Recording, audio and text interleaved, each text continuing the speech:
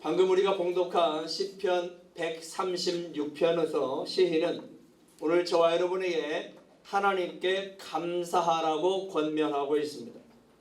그러나 무조건 감사하라고 하진 않죠. 우리가 왜, 무엇 때문에 하나님께 감사해야 하는지를 구체적으로 말씀하고 있습니다. 1절에서는 하나님이 좋으신 분이요 하나님의 사랑은 끝이 없기에 감사하라고 말씀합니다. 그렇습니다. 하나님은 좋으신 분입니다. 하나님의 사랑은 끝이 없습니다. 그 영원한 사랑은 저와 여러분을 향한 사랑입니다. 그래서 우리는 그 하나님께 감사해야 합니다. 2절과 3절에서는 하나님만이 유일한 신이시요 가장 존귀하신 분이시기에 감사하라고 말씀합니다.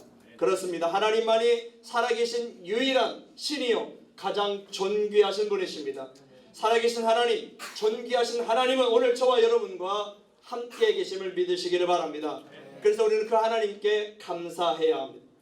4절부터 9절에서는 하나님은 크고 기이한 일들을 행하시는 분이요 우리를 위해 세상을 창조하신 분이시기에 감사하라고 말씀합니다. 그렇습니다. 하나님은 창조주로서 큰 기적들을 행하시는 분이십니다. 그 큰 기적은 오늘 저와 여러분에게도 반드시 이루어질 것을 믿으시기를 바랍니다. 그래서 우리는 그 하나님께 감사해야 합니다. 10절부터 15절에서 하나님은 구원자이시기에 감사하라고 말씀합니다. 그렇습니다. 하나님은 모든 사람의 구원자이십니다. 하나님은 인종과 지역과 국가와 자라온 배경과 학력과 빈부의 차별이 없음을 믿으시기를 바랍니다. 하나님은 그 모든 사람을 죄와 사망에서 죄와 심판에서 구원하시려고 구세주이신 예수님을 이 세상에 보내셨습니다. 예수님이 이 세상에 오셔서 저와 여러분의 모든 죄를 대신 담당하시고 십자가에 죽으셨습니다.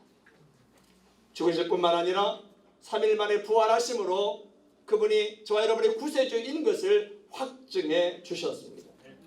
오직 예수님만이 구세주여 주님이십니다. 예수님 외에 다른 이로서는 구원을 받을 자가 없다고 성경은 말씀합니다. 하나님은 이 예수님을 구세주와 주님으로 믿는 자에게 죄사함의 은혜를 주셨습니다. 구원의 은혜를 주셨습니다. 영원한 생명을 주셨습니다. 하나님의 자녀라는 특권을 주셨습니다. 여러분은 그 예수님을 구세주와 주님으로 믿으십니까? 믿으신다면 우리는 그 하나님께, 그 예수님을 구세주로 보내주신 하나님께 감사해야 합니다. 16절부터 24절에서 하나님은 우리의 인도자요 보호자이시기에 감사하라고 말씀합니다. 그렇습니다. 하나님만이 언제나 우리와 함께 하시면서 우리를 강하게 하시고 가장 안전하게 인도하시고 보호해 주십니다. 비록 우리가 광야길에 있다 할지라도 하나님은 그곳에서도 우리와 함께 하심을 믿으시기를 바랍니다.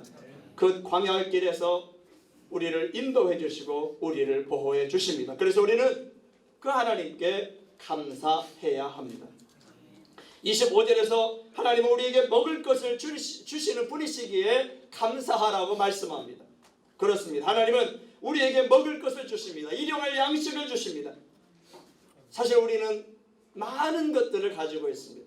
그 많은 것들을 그리고 누리고 있습니다. 그럼에도 불구하고 우리는 늘 있는 것이기에 감사를 잊어버릴 때가 참 많습니다. 당연한 것처럼 여길 때가 많습니다. 아닙니다. 빵 한 조각도 껌 하나도 하나님이 주신 겁니다. 그래서 우리는 하나님께 감사해야 합니다. 제가 말씀드렸지만 제가 고등학교 때에 교회를 출석하게 되었는데 그 교회가 이제 건축 중에 있었습니다. 아주 큰 건축은 아니었고 이제 자그마하게 건축하는 중이었습니다. 온 성도들이 함께 벽돌을 나르고 담을 쌓고 교회당을 쌓고 하면서 건축을 하는 중이었습니다. 그런데 어느 날 평일날이었습니다. 목사님이 시멘트를 이기고 계셨습니다. 그래서 제가 옆에 가서 도와드렸습니다. 근데 그때 한 어린아이가 초등학생이 지나가더니 껌 하나를 가지고 와서 목사님께 드리는 것이었습니다. 그리고 목사님은 그 껌 하나를 받으시고 반절로 잘라서 저에게 주시고 드시는데 제가 감동을 받았습니다.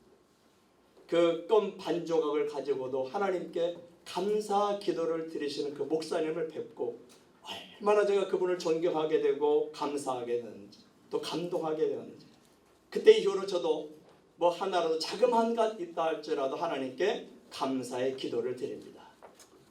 여러분, 하나님께 작은 것 하나일지라도 감사할 수 있기를 바랍니다. 신약성경 사복음서에 보면 예수님은 한 어린아이가 드린 오병이어를 받으셨습니다. 이 오병이어 사건, 이 오병이어 기적은 마태, 마가, 누가, 요한복음, 사복음서에 다 기록되어 있는 놀라운 하나님의 은혜입니다. 오병이어란 게 뭐예요?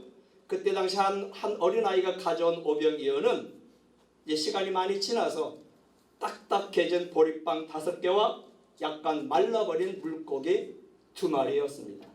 사실 예수님 앞에 배고픈 수만 명의 사람들에게 그 오병이어, 말라버린 물고기, 보리빵 5개, 또 이제 말라버린 물고기 2마리 전혀 도움이 되지 않습니다. 그러나 예수님은 그 딱딱해진 보리빵 5개와 약간 말라버린 물고기 2마리, 즉 오병이어를 귀하게 여기시고 하나님께 감사의 기도를 드리셨습니다. 그랬더니 어떻게 됐어요? 수만 명이 먹고도 12바구니가 남는 기적이 일어났습니다. 할렐루야. 이재철 목사님이라는 유명한 목사님이 계십니다. 이 이재철 목사님이 쓴 책 가운데에 회복의 목회라고 하는 책이 있습니다. 회복의 목회. 그 책의 내용 가운데에 가슴 아프지만 감동스러운 이야기가 있습니다. 전교인 여름 수련회 때였습니다. 정민홍 어린이가 실내에서 수영을 하다가 그 수영장에서 그만 익사하고 말았습니다. 수영하다가 죽은 거예요, 어린아이가. 그 부모는 물론 전 교인이 큰 시험에 빠질 수 있는 위기였습니다. 그런데 놀라운 일이 일어났습니다. 그 민홍이의 장례 예배 때였습니다. 민홍이의 아버지인 정 집사님이 교인들 앞에 서서 원망의 말이 아닌 감사의 고백을 한 겁니다. 첫째, 민홍이를 모태에서부터 믿게 하시고 어릴 때 유아 세례 받게 해주신 하나님께 감사하고, 둘째, 이 세상의 죄악과 탐욕에 오염되기 전 순결한 상태로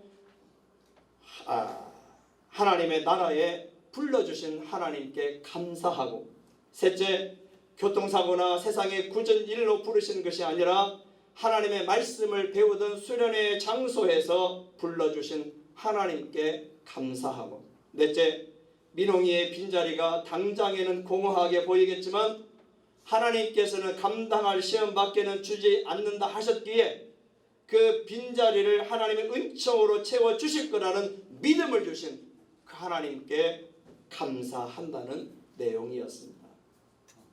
신약성경 에베소서 5장 4절에서는 이렇게 말씀합니다. 세 번역으로 함께 읽겠습니다. 에베소서 5장 4절 시작. 더러운 말과 어리석은 말과 상스러운 농담은 여러분에게 어울리지 않습니다. 오히려 여러분은 감사의 찬말을 하십시오. 아멘. 그렇습니다. 우리 성도들에게는, 저와 여러분에게는 가장 어울리는 게 뭐예요? 감사의 찬 고백인 것을 믿으시길 바랍니다. 신약성경 데살로니가전서 5장 18절에서는 또 이렇게 말씀합니다. 역시 세 번역으로 함께 읽겠습니다. 데살로니가전서 5장 18절 시작. 모든 일에 감사하십시오. 이것이 그리스도 예수 안에서 여러분에게 바라시는 하나님의 뜻입니다. 아멘. 그렇습니다. 하나님은 저와 여러분들이, 우리 성도들이 모든 일에 감사할 줄 아는 성도들이 되기를 바라고 계십니다. 왜 그럴까요? 감사는 기적을 가져오기 때문입니다. 감사는 회복을 가져오기 때문입니다. 감사는 기쁨을 가져오기 때문입니다. 감사는 평안을 가져오기 때문입니다. 그리고 감사는 고난을 이기게 하기 때문입니다. 사랑하는 성도 여러분, 오늘 주보에 올린 글처럼 그래도 감사, 그럼에도 감사, 그것까지 감사, 구원자이신 예수님 그 이름에 감사가 있기를 주님의 이름으로 축원합니다. 다 같이 기도하겠습니다.